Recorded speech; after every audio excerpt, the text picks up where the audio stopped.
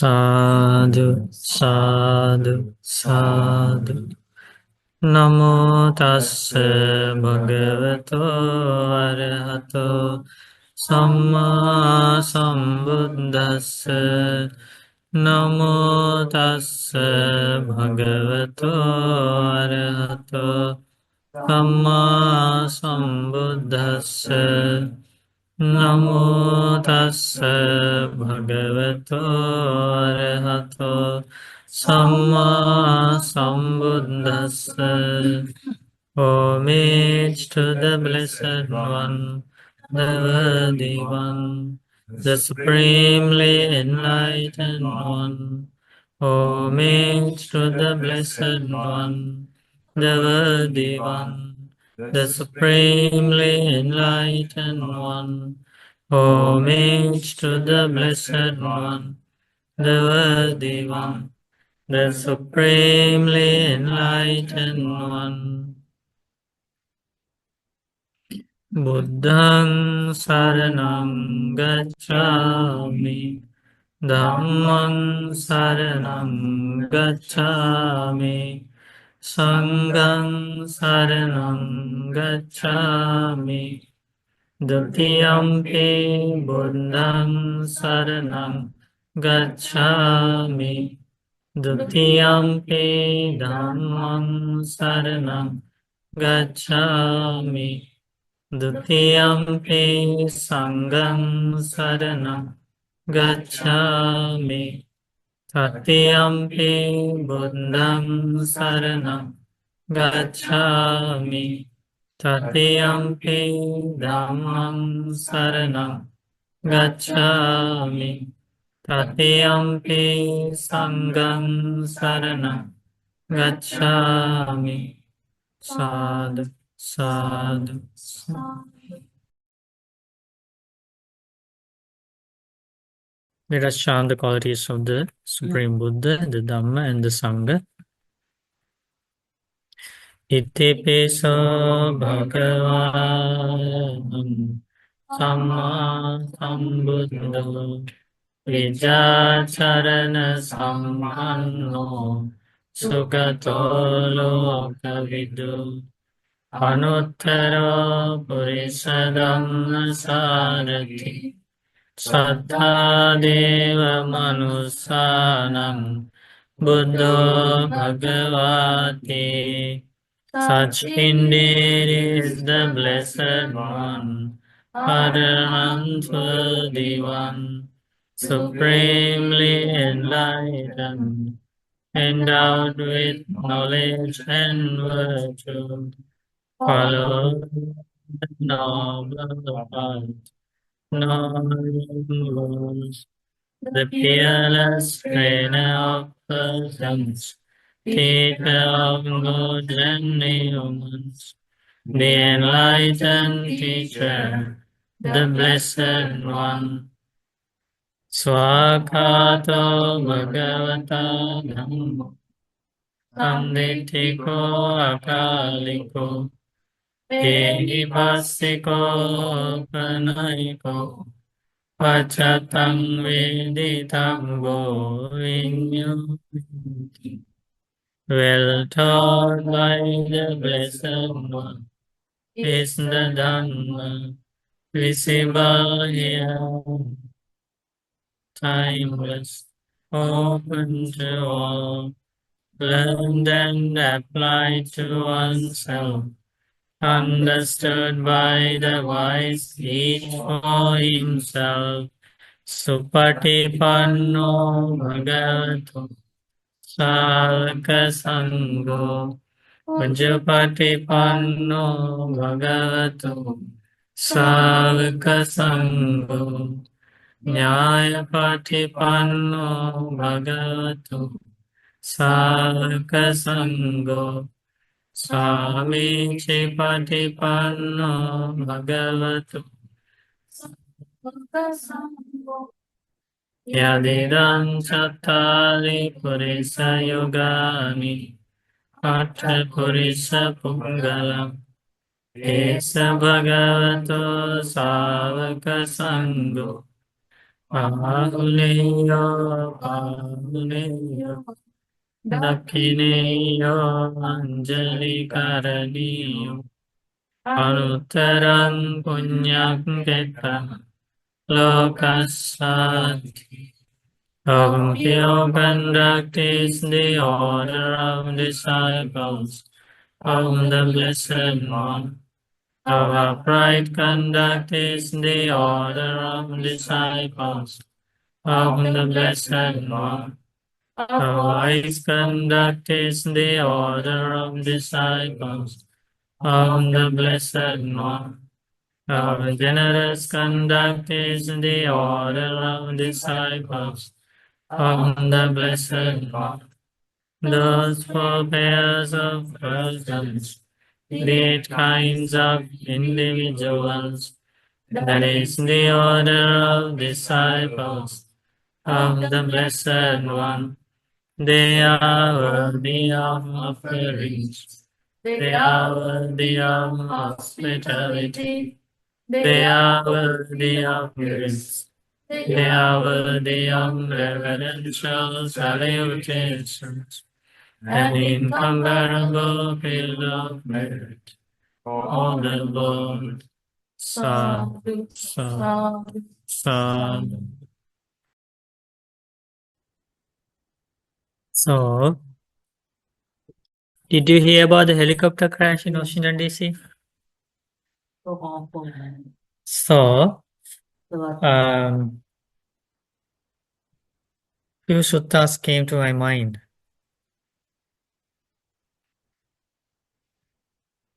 When I heard that tragedy.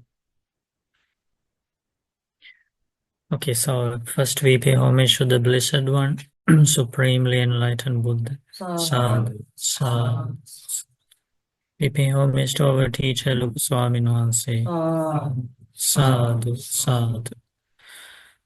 So today's sutta discussion is about dying people. Okay. Is that a good one? So we can learn a lot from these discourses about different people, different categories of people who are leaving this world, and the way they spend their last few weeks, days, or the last moment, different ways they spent that significant period of their life, and also about their rebirth. You can learn amazing things if you study the teachings of the Enlightened One. So this sutta is from the Samyutta Nikaya, Connected Discourses of the Buddha, the exposition on burning. That is the name of the sutta.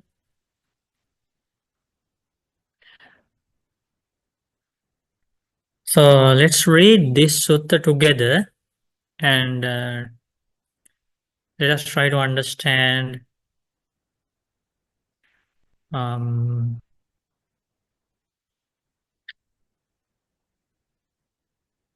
what Buddha wanted to share with the world. So we are going to study a few suttas, and this is one of those. Okay, can everybody read together? Mendicants, I will teach you an exposition of the teaching on burning. Listen. And what is the exposition of the teaching on burning? You would be better off mutilating your eye faculty with a red hot iron nail, burning, blazing, and glowing, than getting caught up in the features by way of the details in sights known by your heart. For if die at the time when your consciousness is still tied to the limitation in the features or details, it is possible you'll go to one or two destinations. hell or animal realm. I speak heaven, sin is not with them. Okay. Is that very scary? Very scary, eh? Okay, so you got the meaning? So Buddha teaches it's better you damage your eye. Eh? You injure your eye with a red hot iron nail or a knife kind of thing, which is burning, blazing, and glowing. That is better because by doing that, you will not go to hell. You will not be reborn as an animal. But at the time of death, if your consciousness is stuck with the signs, features of the visual objects you saw before, if you are thinking about attractive things you saw with your eyes, there is a huge danger of dying at that moment. What is the danger? Your rebirth will be in one of these two destinations, either in hell or in the animal world.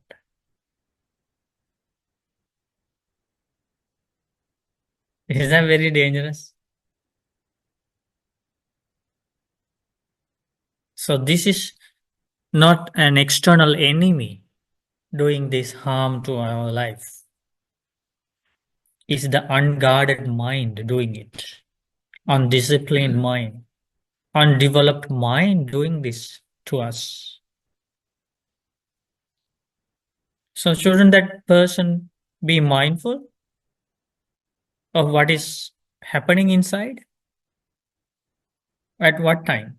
All the time, because you can think about that helicopter crash or any other disaster, any accident, natural disasters, any tragedy that could happen to anyone, anytime. And it can happen suddenly, right? So, for example, the people who were in that passenger flight, right? They were thinking about landing soon, and then the loved ones are there to pick them up. So they were thinking about that, and then they were planning the next day. So I have this, I have that. So it can happen to anybody. And then in a second, you leave this world. But is that the end? That's not the end. Some people in the world think that is the end. That is not the end. As soon as they left this world, they started their new life. But human world is not the only place to start the new life. There are so many places, so many places. Among those places, some places are called the places of misery,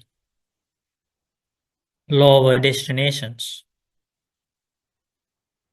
Some places are called higher destinations, happier destinations, right? So, who decides where you are going to be reborn? Is that a person deciding? That's the karma. Okay, so that's another important thing. So what is happening here is this consciousness is not growing alone. Buddha teaches the karma ketta. Karma is the field. Consciousness is the seed. Vijnanam bijam. Tanha sineho, the water. Craving is the water. It's like the growth of a plant, right? So now this thing here itself creating a karma. And that karma is so powerful. Can you repeat again? Consciousness is the seed. Tanha is the water. What is the other one? Karma is the field. Field means like the land. There should be there should be a land for the plant to grow. Karma is the plant. Karma is the field. Field. Consciousness Is the seed. Tanha is the water. Yeah. Yeah. So if you stop adding water, what would happen to the plant? It will die.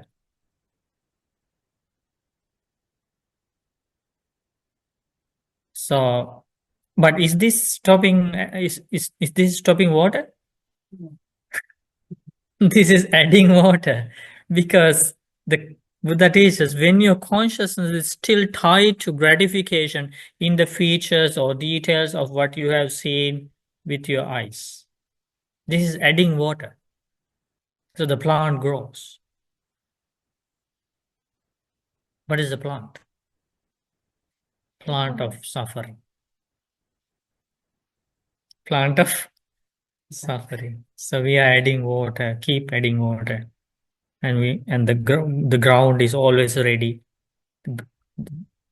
The land of karma. So this is the life. And that rebirth is also subject to old age, subject to sickness, subject to all these the disasters, tragedies, accidents, so subject to death,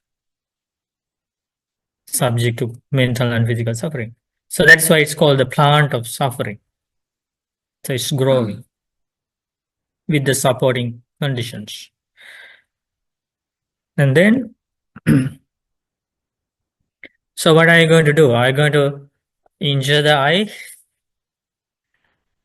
No, Buddha teaches there is an alternative way, right? But here Buddha wanted to warn the wise people. There is a danger like this. So we cannot, even though it's agreeable, everybody likes to live like that, thinking about the nice things they have seen with their eyes. Unfortunately, that is not a safer way to live. So Buddha wanted to warn. It's because of this natural law in the world. And Buddha is revealing the truth here.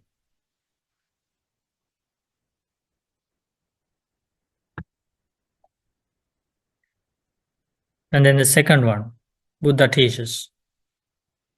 Can everybody read? Your ear faculty with a strong iron spike. Burning, Blazing and glowing. Then getting caught up in the features by way of the details in sounds, known by the ear. For if you die at a time when your consciousness still tied to gratification, the features or details, it is possible you will go to one of two destinations, hell or the underworld.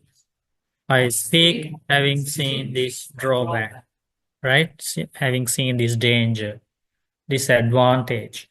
So you would better cut your ear with a sharp knife, so you cannot hear anything, right? Then getting caught up in the features of the sounds you have heard with your ears, thinking about the music, your favorite songs. Unfortunately,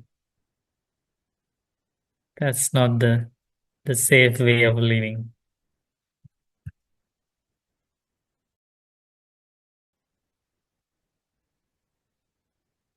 Do you think many people know about this? About the life? That's very, very sad. That's why we should share these teachings with the world. And the next one. You would be better off mutilating your nose faculty with a sharp nail cutter than burning, blazing, and glowing. Oh, yeah. Oh, here. No. Then getting up in the features by the teachers in smells, not by the nose. For if at a time when your consciousness is tied to gratification in the features or details, it is possible you will go to one of two destinations, hell or the animal realm. I speak having seen this before. So Buddha teaches if you really love your life, then it's better to cut your nose with a sharp knife. Right? Yeah. What is nail cutter? Huh? It's something like sharp knife. Okay. So that means what are you going to do? Like spend time thinking about all the fragrance, scents, nice things you experienced before. Perfume. Perfume. Do people spend time thinking about those? You can go to the airport and see how many people in that perfume Or food. shops. Food too much. Oh, this is the danger, right? So, One thing, regarding the sound, if your loved ones keep telling you, before you die, that they love you very much, blah, blah, blah, they Same. miss you, would that be Yeah.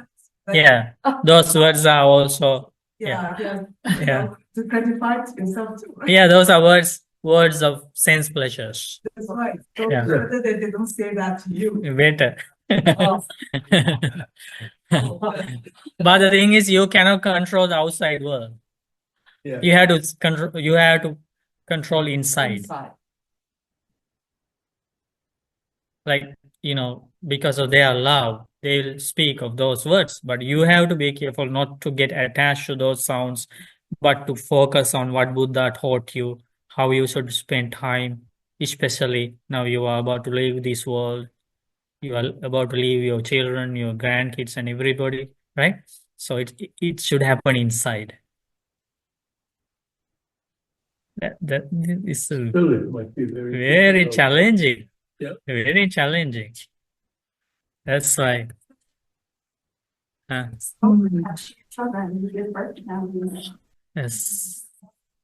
Yeah.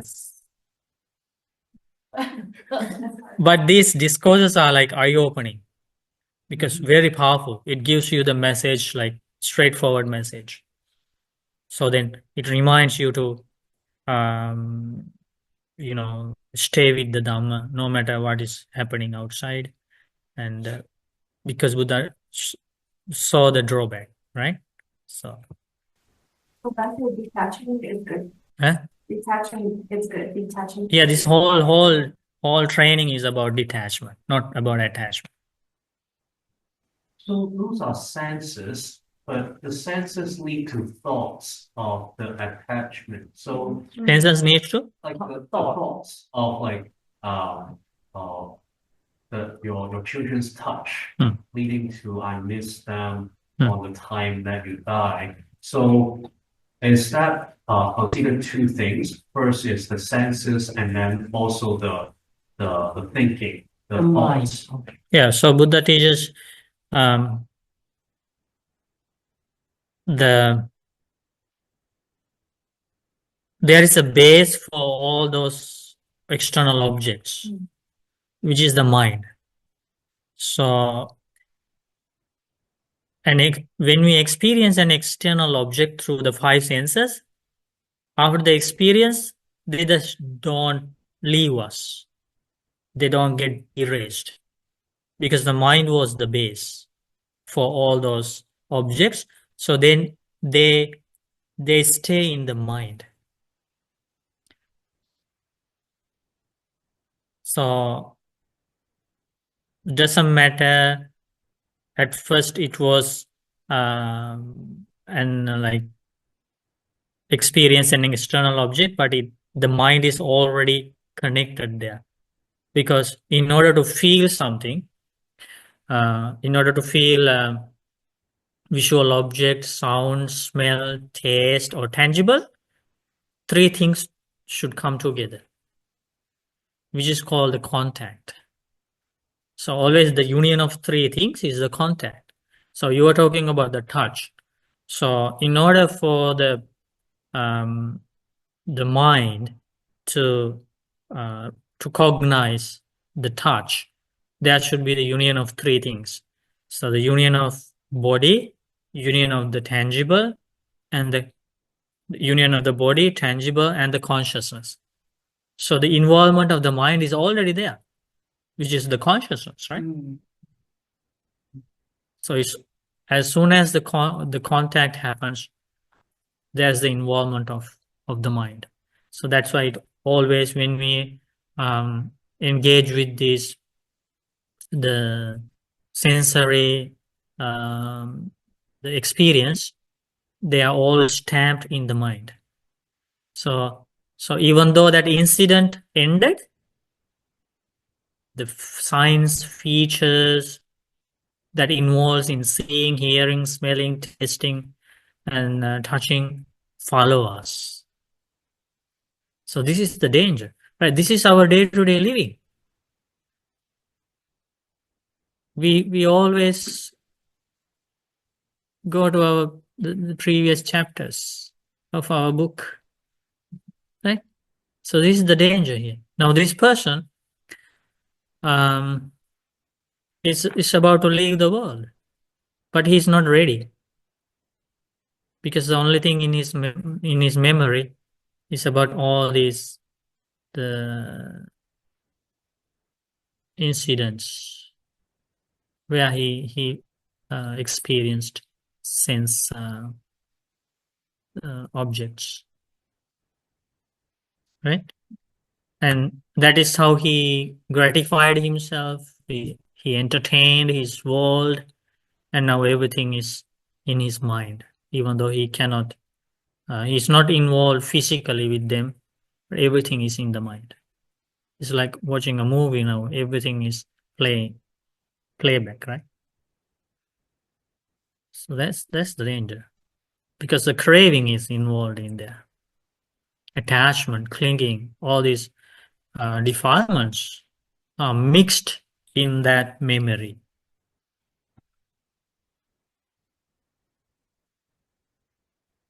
So we go to the next one. Buddha teaches. It is here. Bhante, just so I think I missed the beginning part of the sutta, so I just want to make sure it's talking about the state of the mind before somebody dies, basically, because that leads to more suffering after that. Yeah, basically a painful rebirth is to be expected if the person is not mindful of the attachment that is in the mind. Attachment for the external objects. So, Bhante, what happens like if somebody can't control the situations like right before they pass away, let's say? No, there is teaching, advice given by the Buddha in the end of the sutta. So we are getting there, but first Buddha warns us about the danger of, the same thing, not controlling all those defilements in the mind. That is what first we learn, because people don't know the danger, they don't take this seriously. They think, okay, this is how I lived my 50 years, 60 years, 70 years. This is how I lived, thinking about my properties, wealth, money, food, drinks, movies, thinking about my grandkids, children. This is how I lived. So this is how I'm going to die, thinking about the same thing. Why? Because people don't know the danger. So as an enlightened one with limitless compassion, the Buddha wanted to show the real danger to the people. So then only they will realize the seriousness of this. So in the beginning part of the sutta, Buddha is explaining about the danger of not controlling the mind. That means abandoning your memories. Let's say, is it abandoning your memories, or is it a different way? Let's say it's coming. Be patient. Okay, so we go to the next one. You would be better off mutilating your tongue faculty with a sharp razor.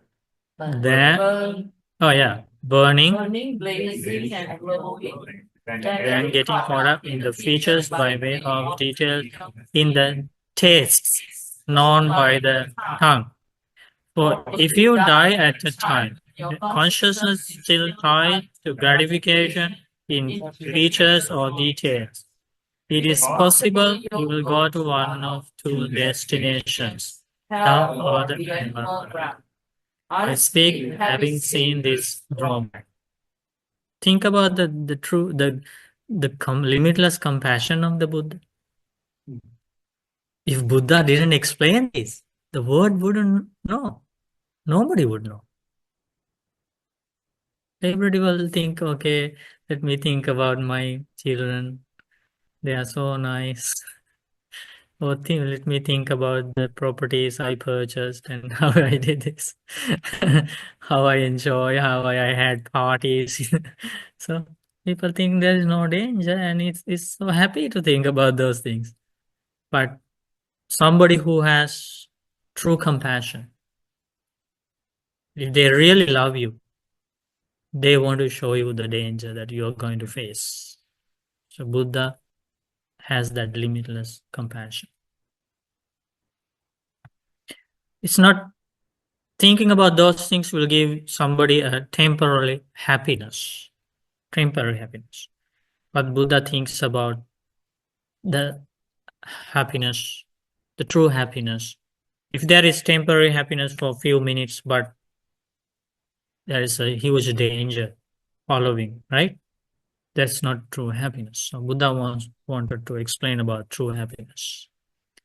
And that happiness is happiness in this life and happiness in future life.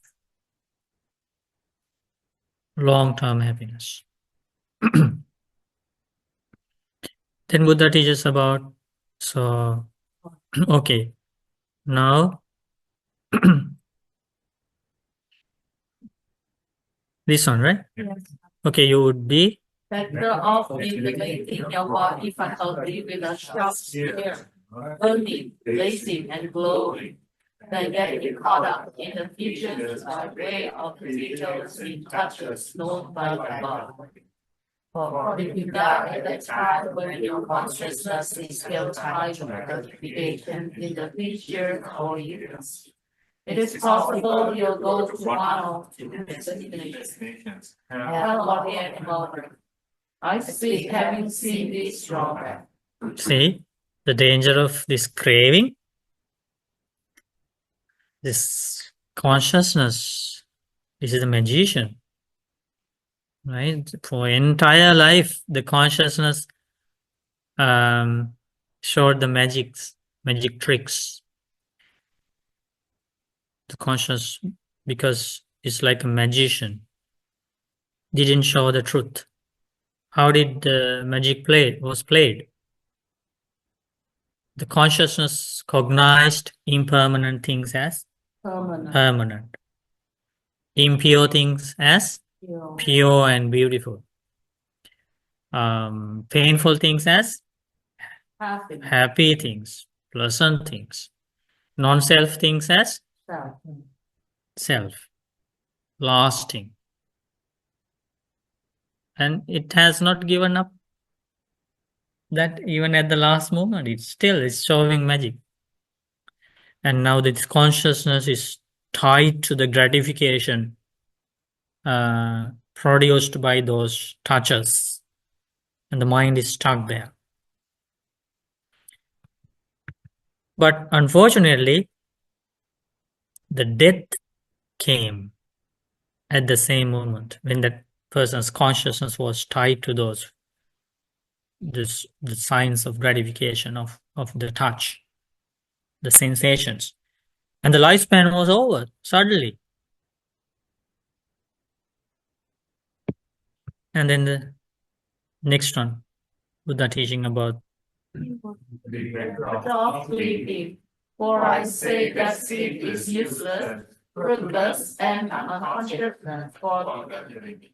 But while you are sleeping, you won't fall under the sway of such thoughts that would make you create a schism in the Sangha. I speak having seen this from. So this is only one example of evil thoughts. So Buddha teaches it's better to sleep than to spend time thinking about evil thoughts, about killing others, planning to kill others, about stealing others' belongings, the thoughts of injuring others, hurting others, insulting others, right? So it's better to sleep. But Buddha teaches sleeping is not a wholesome act.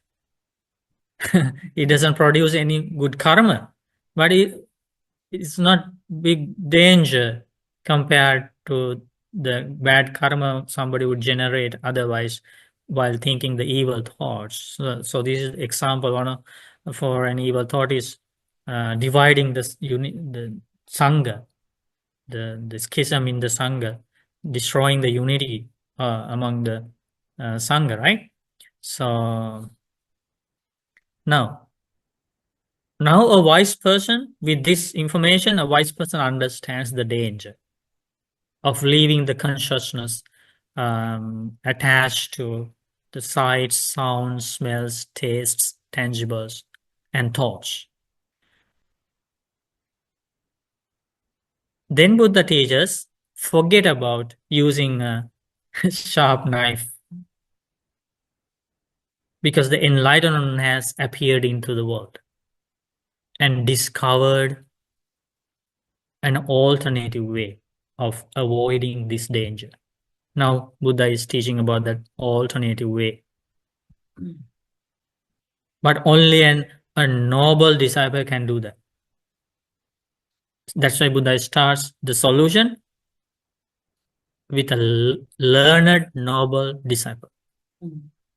That means somebody who has come across the teachings of an enlightened one, somebody who has practiced these teachings to a greater level, and somebody who is following the path of Nibbana. I go back to the sleeping one. Is it better die sleeping? Huh? Is it better die sleeping? Why? When you sleep, will your mind still work when you die while you were asleep? No difference. Your mind is still there when even you sleep. No karma. Craving there, karma there, ignorance there, everything there.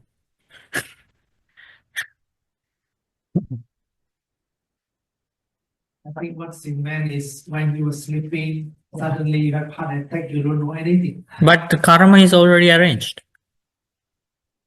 So if sleeping if sleeping does that kind of good, then everybody who died in sleep, you think they are in heaven? Right? The way the Buddha explained this sutta, it seems like you're better off sleeping. Yeah, better. But it's not. But Buddha also says the sleep is useless. Yeah. But if you subconsciously are still dreaming of doing something bad, Dreaming also does not produce any wholesome or unwholesome karma. No. Yeah. So don't get excited after having a nice dream. No good karma. No karma is arranged based on that dream. No. And some people are very worried if they saw some evil dream. They had an evil dream killing somebody or something like that. And then they wake up and then start thinking, oh, what kind of dream I had. So that's a bad karma I made. No, not in the dream. It's when karma is always arranged intentionally, deliberately. Okay, that's important. So whatever your subconsciousness might be does not affect your karma. It's What only the actual consciousness of doing something. intentional act. Yeah. Intentional act. Particularly person. Somebody, I guess that's your intentionally done, right? Like that's it. This is a volition. Mm. So let me come to the solution quickly, and then we can discuss. Okay. So okay, can we read? This is the solution. Okay, this is very important. A learned noble disciple reflects on this. Forget mutilating the art faculty with a right thought iron man, burning, blazing, and glowing.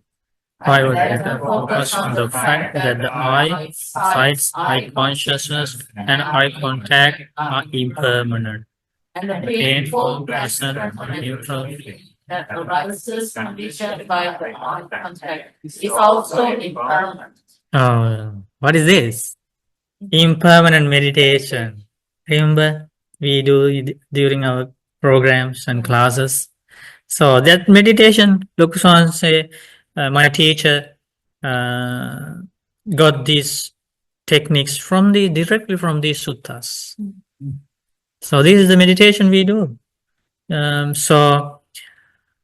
So the noble disciple who learns the teachings of the Buddha think about this, and he understands the danger first, the warning of the Buddha, and realizes, okay, I don't need to injure my eye, right? So because there is a better solution, better like alternative way of avoiding this danger. What is that way? Let me contemplate on the impermanence of these conditioned things. What are those conditioned things? First one is eye. Second one is, that means visual objects. Third one, eye consciousness.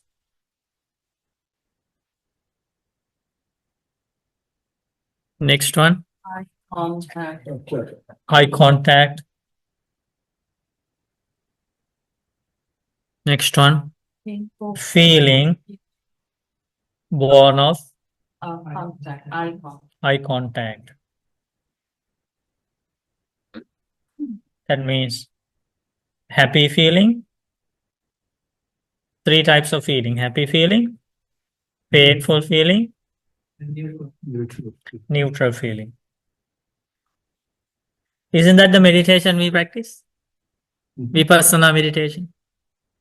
Trying to understand the impermanence of eye, visual objects, consciousness, eye contact, feeling born of eye contact. So directly from these discourses of the Buddha.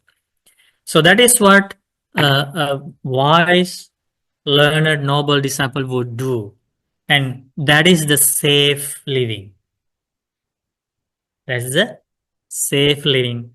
So when he does this vipassana practice, this contemplation, his consciousness is not tied with those signs and features of the visual objects. Powerful reflection to fight against that craving or attachment. That's the discovery of the Buddha.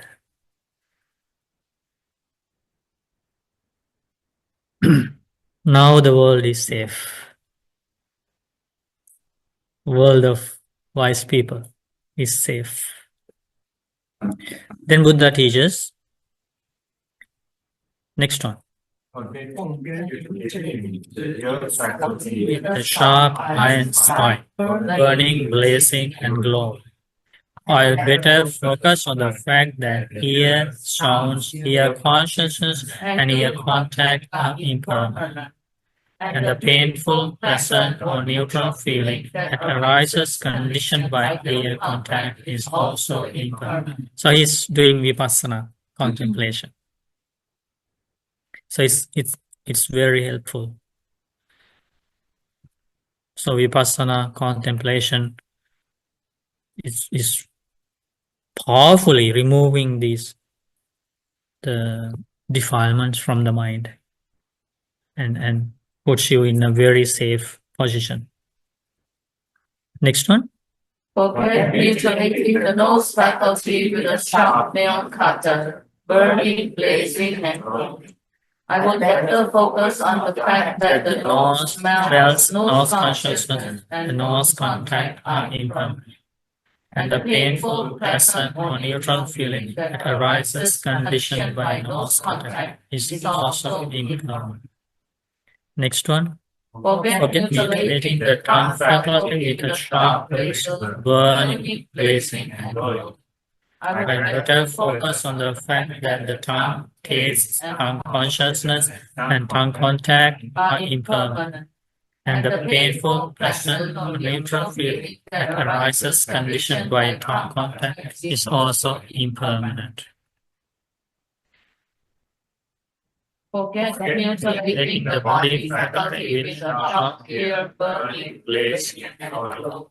I better focus on the fact that the body touches body consciousness and body contact are impermanent, and the painful, pleasant, neutral feeling that arises conditioned by body contact is also impermanent.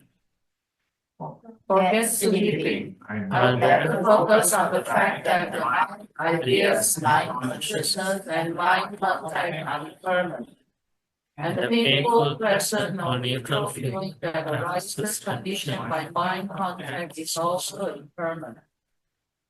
Seeing this, a learned noble disciple grows disillusioned with the eyes, sight, eye consciousness, and eye contact, and they become disillusioned with the painful, pleasant, or neutral feeling that arises conditioned by eye contact. They grow disillusioned with the ear, tongue, body, mind, painful, pleasant, or neutral feeling that arises conditioned by mind contact. So that means these words represent the opposite meaning of craving or attachment. So he develops the wisdom towards the detachment, absence of craving, dispassion, So that's how the mind is reaching very advanced levels of understanding. And being disillusioned, desire fades away. See now, craving fading away. So this is the training. This is the training to put the craving away.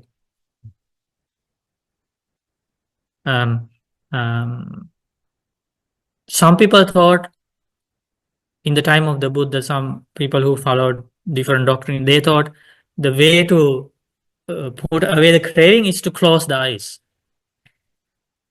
They said that our teacher teaches about the training of restraining faculties is by closing eyes.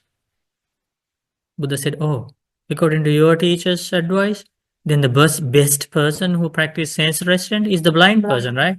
So no need any training. So this should be the training, right? You can still have your eyes open. You can hear sounds, you can smell things, you can taste the delicious food. No danger if you do this training. Being disillusioned, wouldn't that be an experience? It's a knowledge. Can you train to be disillusioned? Yeah, this is the training. That's what it means. Yeah. I think it's a knowledge. Huh? It's a knowledge. Nibbida. Viraga. Yeah. This is viraga. Viraga. No, okay? Viraga. Yeah, this is viraga. Desire fades away. Desire has viraga. So being disillusioned, desire fades away. Okay, please continue. Desire fades away, they are free. When they are free, they know they are free. They understand evil is ended. The spiritual journey has been completed. What had to be done has been done. There's nothing further for this place. This is the exposition of the teaching on the Yeah, so the person understands the end of suffering. There is no more existence in this realm of birth and death, and that is the end of suffering. Sadhu, sadhu. So this is the story of very wise people's end, how they end the life. Very wise people, like who had the access for the deep Dhamma. But I wanted to share another thing with you. So this one,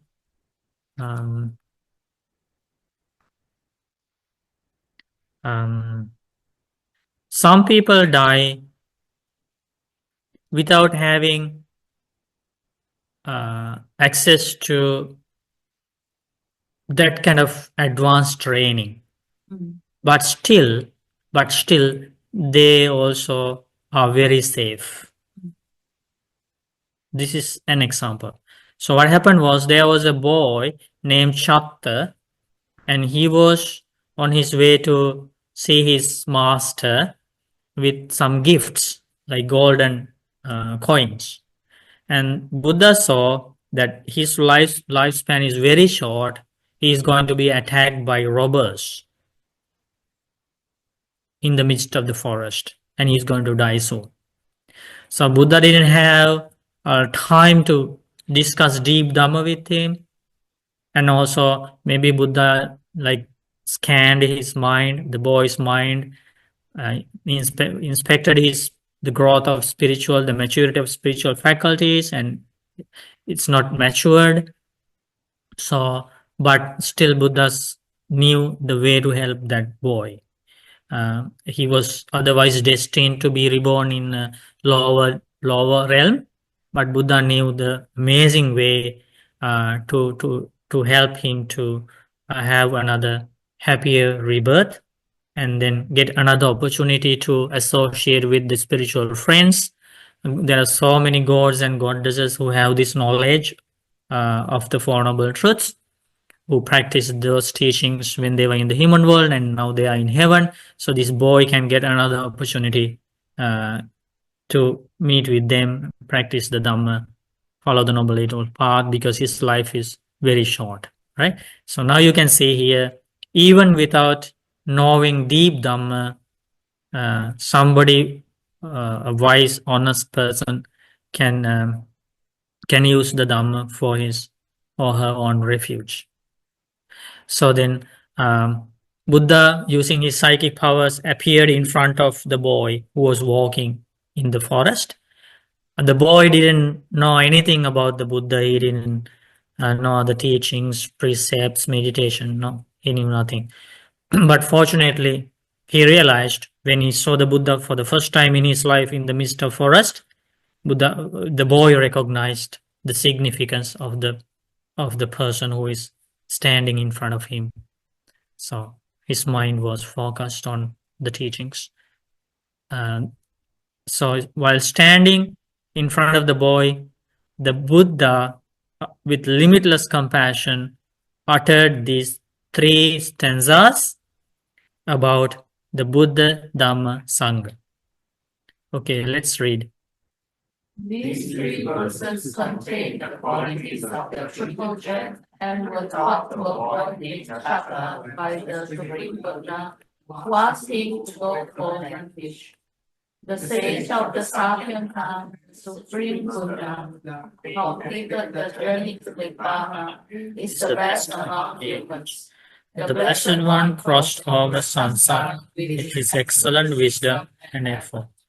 Go for Refuge to this great teacher, the Supreme Buddha. The Dhamma taught. Sorry. The Dhamma taught by the Supreme Buddha helps beings remove desires, craving, and sorrows. This sweet, well-explained, well-analyzed Dhamma is never disagreeable. Go for refuge to this great teaching, the Supreme Dhamma. The Blessed One's noble disciple consists of the 4 pairs and the 8 individuals. Those who offer gifts to these people gain fruitful wisdom. Go for refuge to the excellent disciple, the Supreme Dhamma. So Buddha taught these 3 stanzas about the qualities of the enlightened one, his teachings, and the community of the monks. So, and fortunately, he learned them very well, and he was thinking about those. Buddha soon left, and the boy continued his walk towards his master to offer the gifts of golden coins. And the only thing was in his mind was these qualities of the triple gem. So lucky. He didn't know his death was approaching. Buddha didn't tell him. But Buddha knew. And Buddha did what an enlightened one should do, out of compassion. Okay. He was reborn as a Deva. One day he went to see the Supreme Buddha. In order for others to learn from it, the Supreme Buddha then questioned him in the following way. So, you can say within few minutes, he was attacked by the thieves to steal the money from him. And fortunately, this boy didn't get angry at the thieves. It was not the anger that was resonating in his mind. It was the qualities of the Buddha Dhamma Sangha. That's the nature of the minds of the wise people. And so he passed away, and the robbers hit him, very hard, fell on the ground, bleeding. He passed away, his lifespan was over, but his mind was focused on the qualities of the triple gem, Buddha, Dhamma, Sangha. As a result, even though he didn't have any other merit in his life, former part of his life, his last few minutes in his life was very, very effective, very powerful. It changed his entire future, his destiny. Everything was changed by these last few minutes because a powerful good karma was arranged. Again, what is the reason for the rebirth of this boy? Karma. And that karma led to his rebirth was created by these last few minutes because the Buddha appeared in front of him. And how that karma was created? By contemplating on the qualities of the triple gem. That's a karma action, mental karma. So one day, now he was reborn as a god, male god, and he wanted to go and pay his respect to the Buddha. Now Buddha is still living in the human world at that time, so he came to the human world from heaven, the boy, now a Deva, and the Buddha was preaching to a large group of people. So Buddha knew that the God has appeared in front of him, and Buddha wanted to ask the Deva few questions, so then the assembly would know the power of merit. Now Buddha questions. Neither the sun nor the moon nor the star Buddha is the brightness dimension. Your love brightness shines in the sky brilliantly. What heavenly world did you come from today? The radiance of your mansion can be seen for more than 2,000 kilometers. This beautiful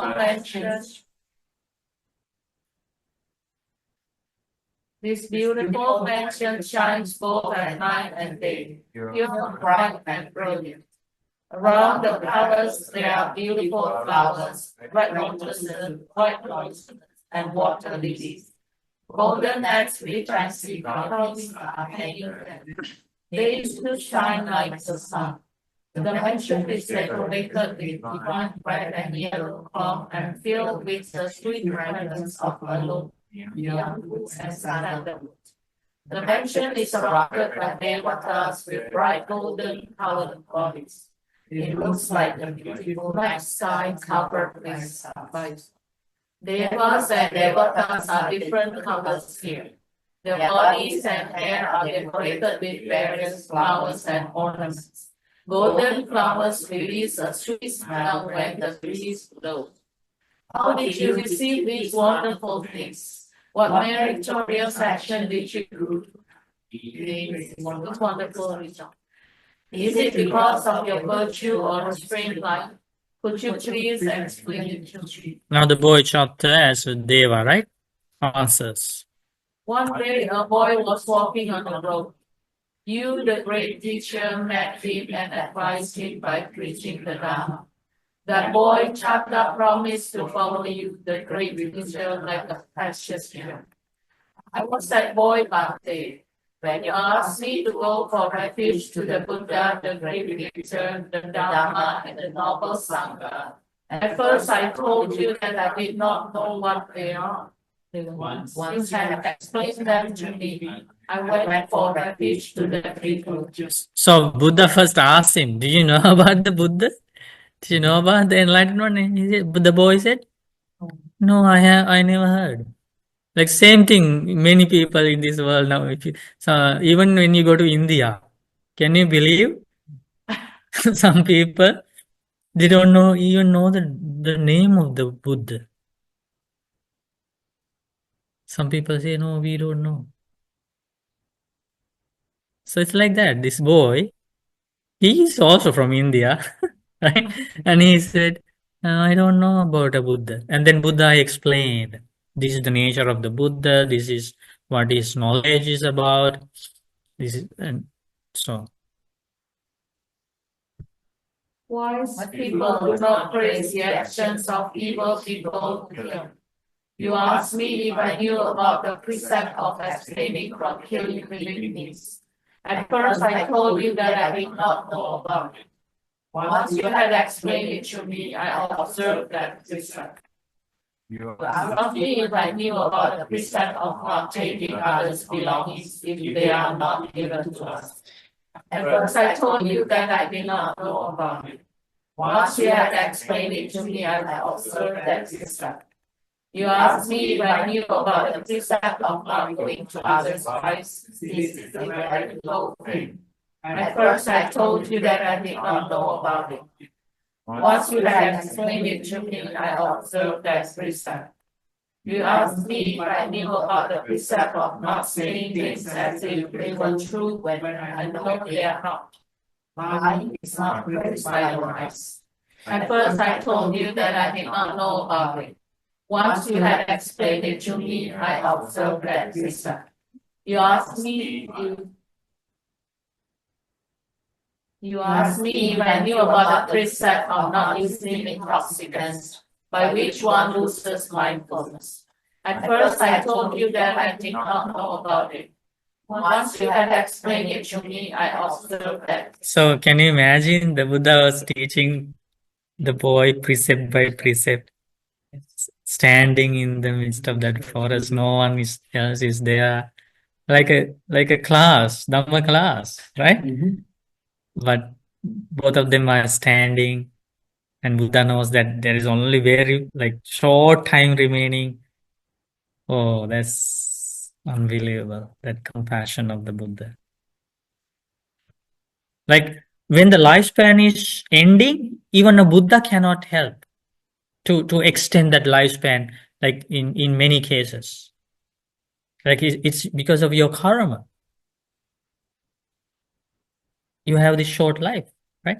But Buddha can, in some cases, Buddha cannot help you to extend your lifespan, but Buddha can help you to have a happier rebirth. I mean, in this particular case, Buddha could have said, don't go that way. No, Buddha knows That it would happen. Yeah, yes, definitely. He couldn't stop it. Okay. Karma is so powerful. In some cases, there was another boy, and his lifespan was ending, and that was not that was due to a non-human attack. So Buddha knew in that case, his lifespan can be extended by preventing the demon approaching the boy's house. So then Buddha asked the parents to organize a Parita chanting event. So then many monks went there and chanting Parita hours and hours. So then the demon were only permitted to approach the boy only in a certain time by his like master demon, right? So there are things like that. So then he was trying his best, the demon, non-human was trying his best to approach the boy and attack the boy. And it is also a past life revenge, right? So then when the time, because the Buddha was there at the boy's house and the monks were there, because of their compassion, their virtue, the Parita chanting, power of the Parita chanting, the demon didn't get access. And the time passed and he cannot harm anymore. And Parita chanting finished. The parents took the boy to worship the Buddha, and Buddha said, "May you live long." All right. And I think he was only about 7 years or something like that at that time. And so then parents asked, "How long, oh blessed one, how long will my child live now?" He will live up to 120 years. So lifespan was extended. But in this case, no, nothing can be done. Only to help him to go to a happier world, to get another opportunity to follow the Noble Eightfold Path. Human realm is finished now for him, right? No opportunities in the human world. Okay. So he One of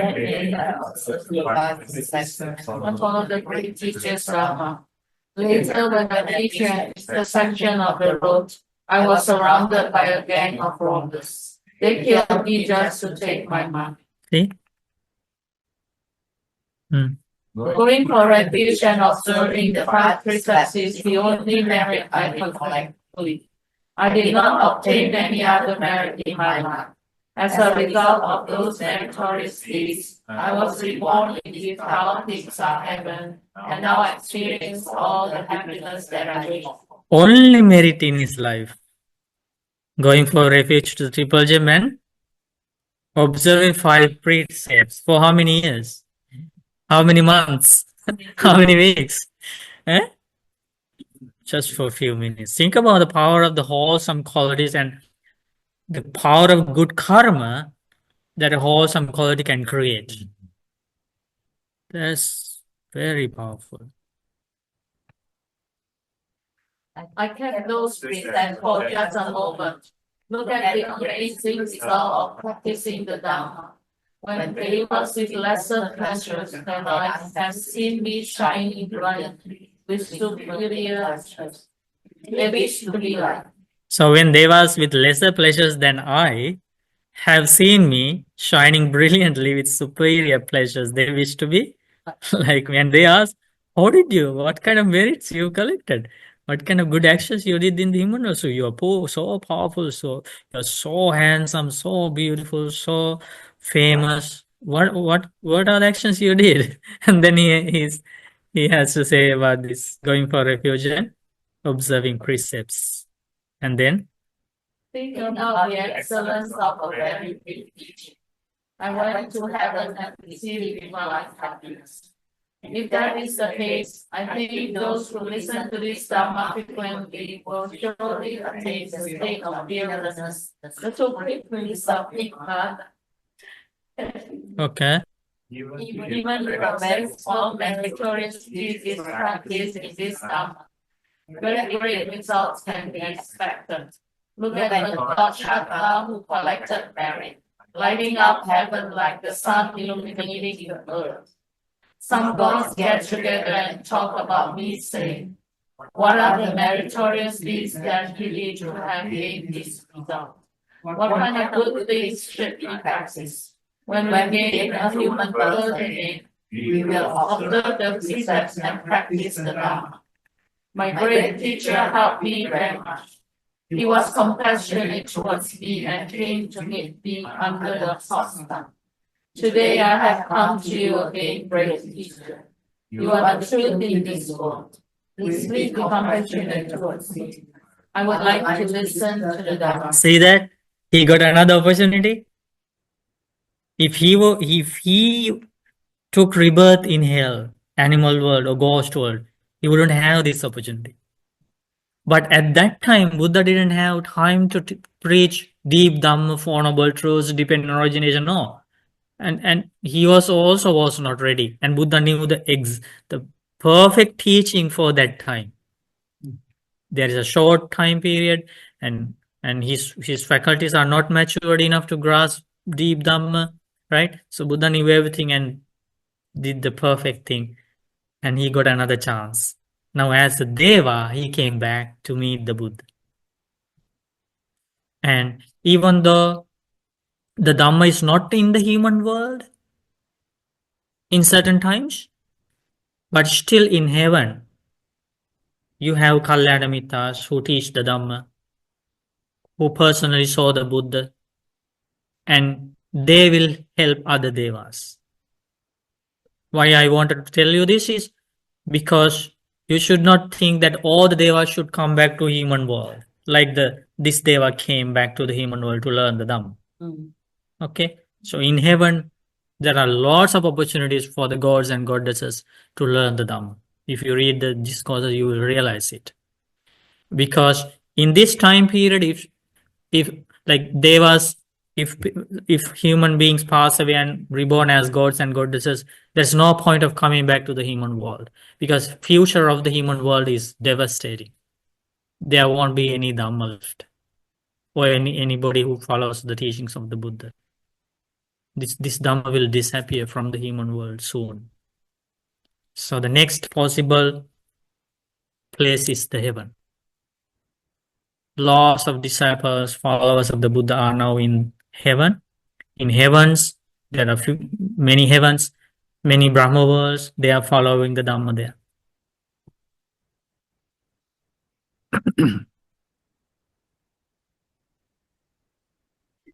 So now he wanted to listen to the Dhamma.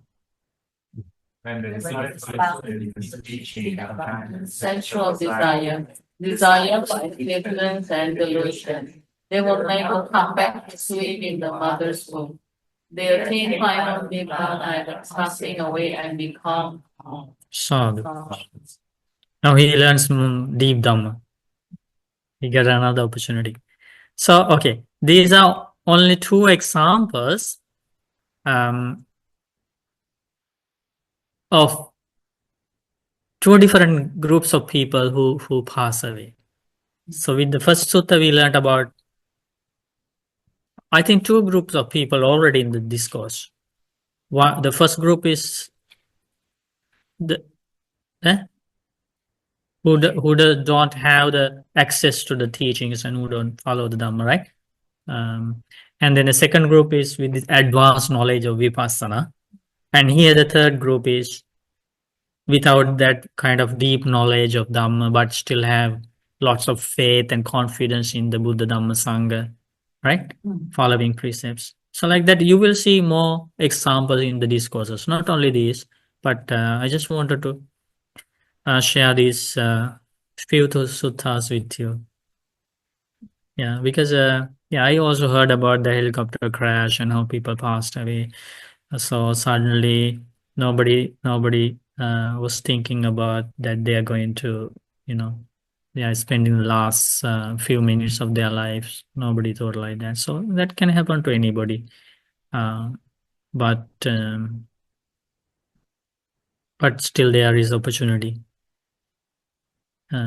for human beings to come across these teachings and to have the access in their future lives as well. So, does anybody have any last questions? Yes, Bhante. So this Deva Chatan, the point. Sometimes that he was born from his mother's womb or spontaneous rebirth. No, he was like a normal boy. No, he died. Right? He died as a Chata died, and then he became a Deva. Oh, spontaneous. For the birth. Oh, the birth as a Deva is always spontaneous. Oh, then he go to see the Buddha. Yes, as a Deva. Oh. And Harry has a question. Harry, please ask your question. Nabudaya Bante. Just a quick one. What do you think about these courses? Yes, Bante. In fact, I want to ask regarding a person who dies tragic death, just like what Bante is saying about the accident that happened. Is it true, Bante? They say that if anybody dies tragically, accident like that, or being killed without I mean, in that sudden thing, they do not know that they die. Is it true? So because it's too sudden and they don't know that they die, and just like what Buddha said, that consciousness is gratified to this to the features, and so they tend to come back and then it repeats. So it's just like a video that they have to undergo the same thing, and they don't know that they passed away, they died already. Is that true, Bante? How can I know? That's what people say. So I'm just wondering. Doesn't matter if you die in a coma, if it is a sudden death, doesn't matter. Karma does Tragic. its thing. Karma does its thing. Karma is arranged every second. Even you die in the midst of ocean, inside a cave, in the sky, doesn't matter. Karma The thing is, they're not aware. They're not aware. It doesn't Right? matter. Yeah. Karma is arranged because there were moments that individual was aware, right? Mm-hmm. There was a life. How many years he spent? 45 years, 50, 60, we don't know. Even doesn't matter. Even like we don't need to think that far. Let's say a baby dies inside the mother's womb. Still, there is karma for that baby to be reborn next life, and that karma was arranged in his past lives. So karma is waiting. Karma is there. But Bante, secondly, Karma will regarding take care of rebirth. Always. Bante, if people who knows that they die, and then we're talking about the consciousness gratifying, that means if they worry, so they still worry they know that they die, and then they're still worry of their kids, the grandchildren, Not so good. the beloved Not ones. good. The worry is that clinging thing, right, Bante? Yeah, worrying is also Worry. not wholesome. Okay, yeah. So they have to let go. We have to overcome worries, grief, sadness, and also the craving, desires, and both sides. I see. So okay. Thank you, Bante. Thank you, Bante. Okay. No problem. Oh, Bante, I just wanted to ask, Yes. what happens like if somebody kind of passes out before they pass away, kind of like lose their consciousness? Yeah. So in that case, whatever karma was arranged in this life when the person was living for how many years, 10 years, 15 years, whatever, or the karma that was arranged in his past lives, previous lives, any karma, if that person was not attained by that time, at least the first stage of enlightenment, any karma, good or bad, accumulated in his previous lives or in this life would come to the surface and give him the rebirth. So Bante, in case of Devadatta, like what happened there? For the Devadatta? Yeah, like wasn't he also the first stage of enlightenment, and then once he tried to No. So he attained jhanas. Oh, sorry. Okay.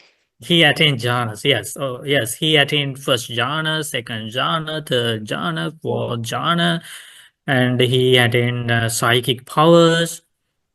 He was able to travel through the sky. So, but he developed all these things, avoiding the Noble Eightfold Path. That was the danger. So there was not right view. The right view was not the foundation of his jhana practice, right? So that is what happened to Devadatta. Even though in the first part of his monkhood, the first period, he developed these wholesome qualities, but his mind was so evil that he wanted to kill the Buddha and become the Buddha himself. He thought killing another Buddha is the path to become a Buddha. Unfortunately, he was wrong. Accumulating perfections is the way to become a Buddha, but it was only for those extraordinary beings, not recommended for other beings. So anyway, so then the moment he had the thought that he was going to kill the Buddha, all of his previous good karma disappeared, and his jhana abilities, the base for jhanas, miracles, everything disappeared. He became just an ordinary monk without any jhanas, any samadhi, any miracles. And after that, he tried to he injured the Buddha, and he divided the Sangha. So he made grave offenses, and powerful bad karma led him to rebirth in one of the most dangerous hells. Yeah, Avicii hell. Okay. So attaining the first stage of enlightenment is the safest, the initial achievement, at least the first stage of enlightenment. The helicopter victims, the plane victims, I felt sorry for them. Yeah. But we like to think, so maybe these people have done very bad karma in the past that this thing happened to them. No, it's better to think in that case, not about karma. We just should think about the danger of birth. This is the danger of birth. If a being is born, from the moment of that birth, the being is exposed to these problems in life, disasters. This is the birth. Because if you think about the Paticca Samuppada, remember the words of the Buddha, dependent on birth, jara marana, jati pachya jara marana. What is the cause for old age, death, and suffering? Birth, according to the dependent origination. So better we think that way.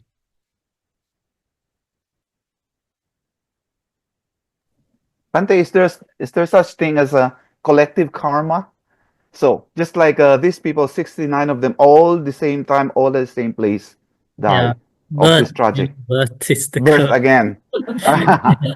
Birth is the I was cause. thinking collective. Okay. Birth is the cause. Thank you, Bante. Question. Yeah, in the heavenly realm, does the Supreme Buddha says anything like in a certain heavenly realm that the most Dhamma is being taught, or any heavenly realm? Would it be If you read this discourse, you see there are practitioners of the Dhamma in pretty much all the heavens. All the heavens. A lot of For example, the four great kings of the Devas, King Vessavana, Virudaka, Virupaka, right? They are disciples of the Buddha. They have attained stages of enlightenment. They're in the very first heaven. So even the very first lowest heaven, if there are disciples of the Buddha, let alone the higher heavens. And when Buddha first preached his very first sermon, Dhammacakkappavattana Sutta, millions of devas came from all those heavens, starting from Chatu Maharajika. Chatu Maharajika Tavatinsa Yama Tusita Nimarati Paranimita Vasavati, all the Brahma Kaika worlds, they all attain stages of enlightenment. So they are still there. Maybe some of them already attain arahantship, but that means all those heavens are places for Dhamma practice. But most of the Dhamma, they mentioned the Sudhamma Homa. Yeah, that's in Tavatinsa. But Chatu Maharajika Devas also, I think, can go.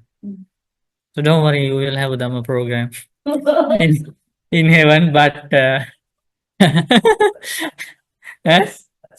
study now, yeah, that's not easy. Easy to get visa for any country in the human world, but difficult to get visa for heaven. Right? We have to do lots of good things. But there's we will not have a chance to see Buddha himself in heaven anytime. No more, right? Maybe the future Buddha. The future Buddha. Okay, Buddha okay. Because Buddha, even though they are born in the human worlds, they visit the heaven, right? But Buddha's advice is to be diligent. Okay. Diligent and do it as soon as possible. Like you don't know when death approaches us. That's the advice of the Buddha. Okay. Sadhu.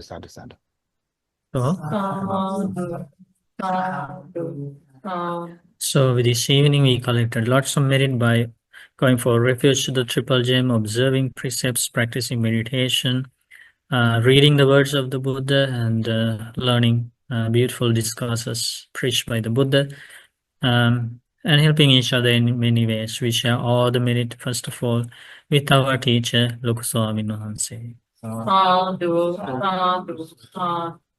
Share all the merit with Devas. Share merit with our parents, teachers, family members, friends, and with all beings in this world. May all beings enjoy good health, long life, happiness, and peace. Our Sarivante, in merit for beautiful sutta, we would like to share merit with Bante and ask for forgiveness. Okay. It's okay. Maya tatang punya samina anubolita. Sadhu Samina tatang punya maya tatang. Sadhu Anmodat. Sadhu anubolami. Okasa dwaratena tatang sapahasya kamata mema. Come on. Okasa tamami bante. Dutiya okasa tamami bante. Tatiya okasa tamami bante. Abhivadan Silisa Nichang Vadavachayano Chattaro Dhamma Vadanti Ayuvano Sukambalang Ayurarogi Sampatti Sagga Sampatti Mivacha Ato Nibbana Sampatti Minate Samijatu. Thank you, Bante. Maybe Thank you. Thank you, Bante. Thank you. Thank you. Namo Buddhaya, Bante. Thank you. Namo Buddhaya. Thank you. It's okay. Namo Buddhaya. Everyone said